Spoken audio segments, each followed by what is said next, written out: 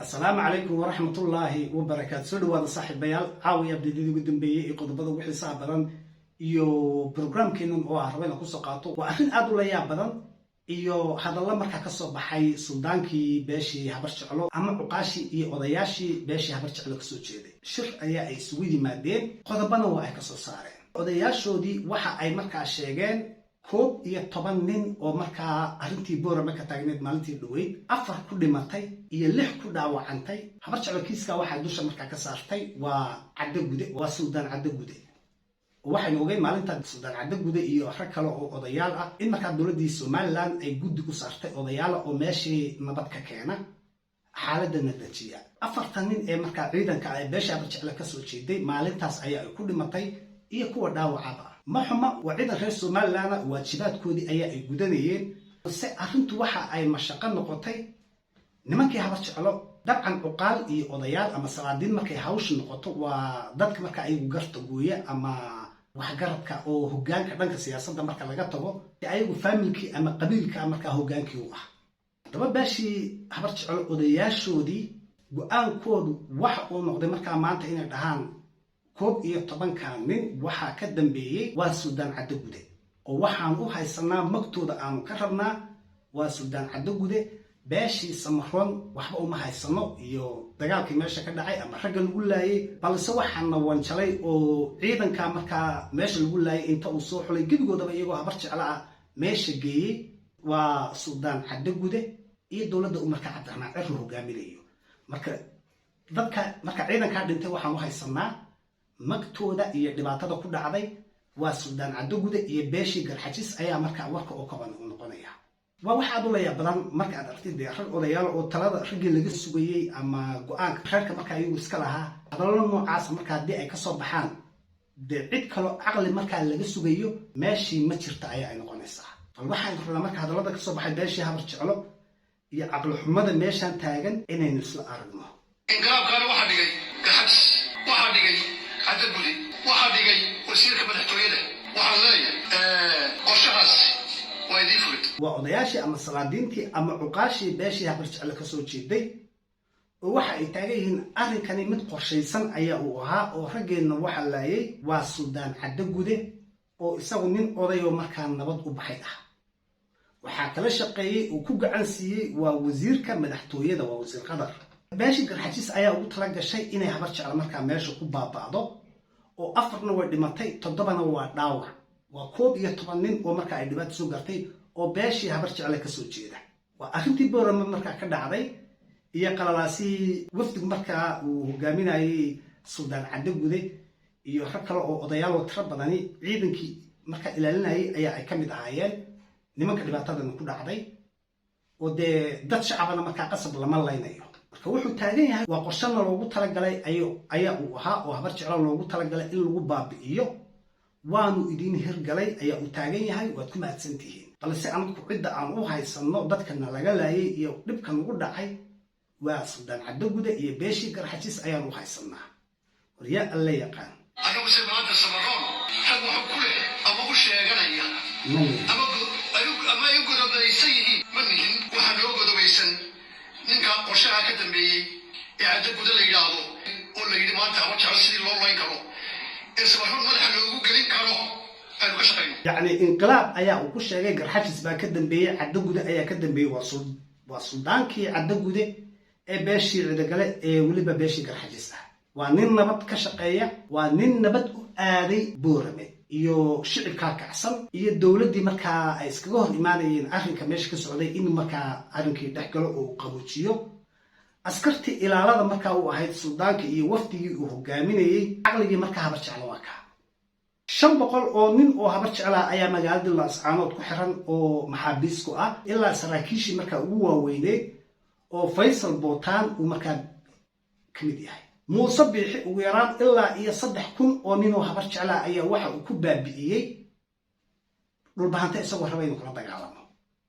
oo wax guryaha lagu gubay iyagoo hubaysan markaa gaas dhogolaha wax ciidan ahaa oo cagta la mariyay wax la qabqabtay hoog iyo halaag ilaa ay reerkii markaa kala firdhadeen oo ay kala yaaceen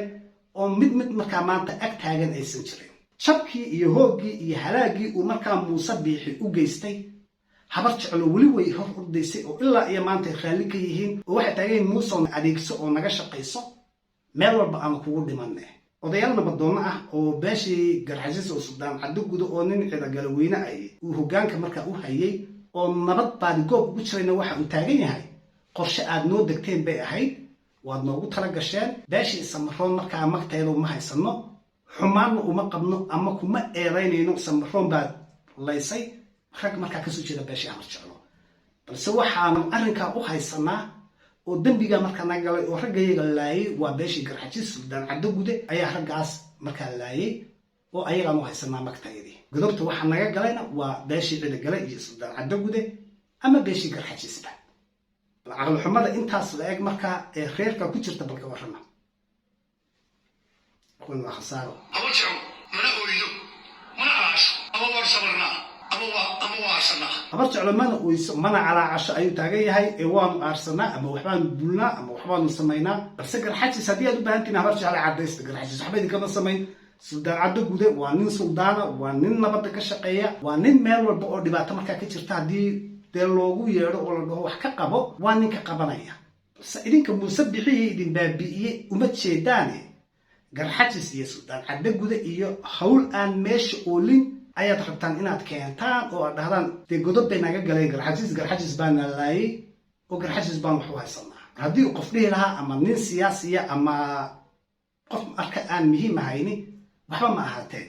balse waxa la yaabka badani waa odayaashii beeshii habar jeclo ka soo jeeda waxa hadalkaas ku hadlaya oo waxa ay ka dhageysteen waa ciyaaladii markaa baraha bulshada waliba TikTok ku jiray ee iyagu taagnaa maxaa raggeena meesha ku dhameeyay maxaa habar jeclo meesha geeday habar jeclo maxaa markaa isaaq idinka dhigay maxaa Somaliland idinka dhigay ayaa ay su'aash noqonaysaa haddii aad isaaqtin oo aad Somaliland ka mid tihiin dabcan ciidankii markaa ciidankaas Somaliland buu ka mid yahay haddii markaa ilaahay ku kulmiyay 2 ama 3 ama 4 meel dee ma ahan garxajis baa qorshe noo degay oo waan nala baabi'inayay ee Samaroon uma haysano arrinkaasi garxajis baa haysanaa ma aha xabadda ninkii sameeyay ayaa uga qorsheeyayba meesha ku aragtaa habar jeclo inay raadsato haday meesha xabaddu meesha ku aragtaa nin habar jeclo ordaya xabaddaasi way raadsanaysaa markaa xabaddu waxay taqaanaa oo ku qoranba waa habar jeclo kaliya ku dhac wax kalaba ma aha ilaan hadda caqliga ay salaadiintoodu wadaan waa kaas maxaa raggayga ay xabaddu ugu dhacaysaa kuwa kalena markaa ugu dhici weyday hawsha intaas kaliya kuma sii ekaan balkana ila dhigay yaa lagu daray iskaafu ahaayeen oo ay raaceen isagay wadada u baneynayeen sababta iyaga loo gurayo ee keligood loo gurayo warjaalo ee ay xukuumaddu u gurayso ee u urunayso keligeeda bulsi godobta loogu samaynayo warjaalo ee ciise loogu samaynayo ciidankaa dhintay hadallada aynu dhegaysanayno waa haldoorkii iyo waxgaradkii markaa kasoo jeeda beeshii habar jeclo oo iyagu markaa eedaynaya Suldaan Caddo Gude niman askar oo la raaciyay oo dee dowladdu maadaama ay codsatay guddi odayaal ah oo salaadiin ah oo cuqaal ka kooban inay arrinkan markaa xaalkiisa dejiyaan oo shicibkii iyo dowladda isku kacsan dee la nabadeeyo oo xaaladdan markaa la dejiyo balse odayaashii habar jeclo waxay taageen Samaroon baa colaad loo geliyay ciise la isku kay dhufanayay Samaroon baa la isku kay dhufanayay hawshaas oo dhan hawl garxajis iyo Caddo Gude ay ka dambeeyaan ayaa ay ahayd annagu mana oyno mana calaacalno ee garxajiso waa inoo taallaa ama Caddo Gude markaa waa inoo taallaa raggaa markaa dhintay ee la laayayna adiga ayaa ka dambeeyay Caddo Gude caqligaas markaa waa caqliga socda caqligaasi waa caqligu muuse bixi beesha ku baabi'iyey uu ku barakiciyey oo deegaanadoodii xitaa markaa inta la gubay cagafna lagu gelinayay oo aysan hal maalinna markaa ka hadlin sidii dad waalan marka ay ku daba tukanayeen waa caqliga ay markaa maanta taagan yihiin nin Caddo Gude la dhaho oo suldaan ah ayaa dadkayagii laayay Samaroon baanu ka baqanay ciisaanu ka baqanay yacni garxajis baanu u haysanaa dadkii markaa meesha lagu laayay idinku waa kaas arrinkaa bal meel u saara walaalayaal daraad waxa aynu arkaynay daahagaas oo aad maqlayseen oo taagnaa ciidanka Somaliland haddii ay aadaan markaa Boorame iyo Seylac Somaliland way jabtay oo way baabaaday isaaqna way u dhamaatay oo waa lagu jabayaa oo waa lagu baabaayaa odayaashoodii markaa waxgaradkii iyo haldoorkoodiina waa kuwa markaa nooca markaa maanta u hadlaya oo hadda markaa filimka u daarani waa Suldaan Caddo Gude ayaa idin baabi'iyey iyo garxajis ee dhiiggiina ayagu qabsadaa Samaroon iyo ciisana waanu ka baqanay iyagoo maanaan socon uma awalba beelahaan markaa habar jeclo socotay oo dagaal ay ku socdeen maya waa askar ciidanka dowladda ka tirsan bay ahaayeen waxay u daleeyihiin banaanka iman haddii ay isla xisaabtan habar jeclo u baahan tahay iyo waxa ka dhintay iyo waxa ka baaba'ay dee 4,000 iyo 3,000 oo nin oo habar jeclo laga baabi'iyey muuse bixi ka baabi'iyey marna gawaadhi bariis dhacay ah u soo rarayay habar jeclay kuwaasa xisaabtan idinka baahan laba qof oo la dhaawacay iyo laba wiil oo ku dhimatay iyagoo waajibaadkoodii gudanaya suldaan cadde gudaan u haysanaa iyo beeshii garxasiis waxaas caqli ma ahana haddaad xisaab rabtaan muuse bixi la xisaabtama taas ayaa idinka baahan xisaab iyo 500 ee nineen laascanood ku xidhan ilaa iyo saraakiishii inaad muuse bixi kala xisaabtantaan iyo nuux taani iyo nimankii habarawan taas habar jeclay idin bannaan فيديو كنا حكا سنة قلت لنا والسلام عليكم ورحمة الله وبركاته.